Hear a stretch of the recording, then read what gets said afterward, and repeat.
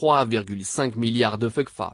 C'est l'investissement consenti par l'État ivoirien pour la réalisation des travaux d'aménagement et de bitumage de la voirie du village d'Abidjan à Djamé Extension dont le lancement a eu lieu hier.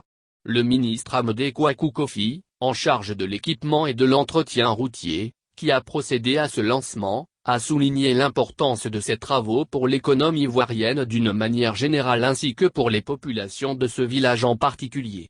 La réalisation de ces investissements est de bon augure pour notre économie dans le sens qu'ils participent à la consolidation de la croissance inclusive en favorisant l'amélioration des conditions de vie de nos concitoyens, a-t-il laissé entendre.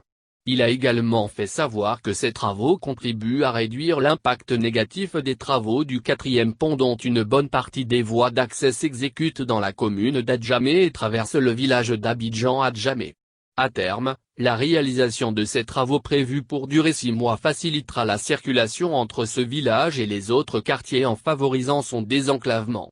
S'inscrivant dans le cadre de la mise en œuvre du plan de gestion environnementale et sociale du projet du 4e pont, ces travaux d'aménagement et de bitumage de la voirie d'Abidjan à Djamé Extension sont subdivisés en 3 phases prioritaires pour un linéaire total de 8 km. La première phase, 5 km, a indiqué l'émissaire du gouvernement, porte sur les voies principales d'Abidjan à Djamé Extension, la deuxième porte sur les voies secondaires situées dans l'ancien quartier d'Adjamé village incluant l'aménagement d'une voie principale et la troisième phase concerne les voies secondaires d'Abidjan à Djamé Extension.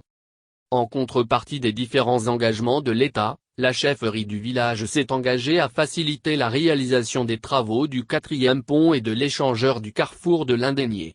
D'où la signature du protocole d'accord entre l'AGEROUTE représenté par son directeur général, Pierre Dimba et la chefferie de ce village représentée par Ngoba Simon.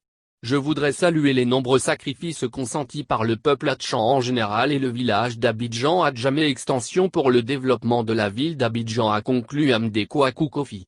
Au nom des populations d'Abidjan à Djamé Extension, Koutouan Jérôme a salué le gouvernement pour ses différents travaux et réaffirmé la disponibilité des chefs à accompagner le gouvernement dans la réalisation des travaux du 4e pont.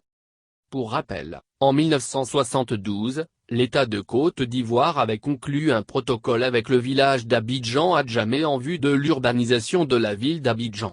Le village devait abandonner une partie de ses terres.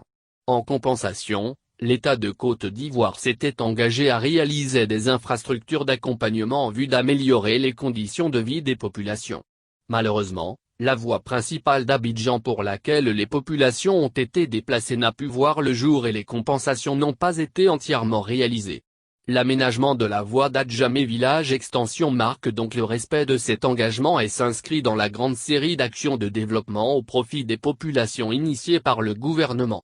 D'ailleurs, ce projet fait partie d'un projet plus vaste consistant à améliorer les infrastructures routières.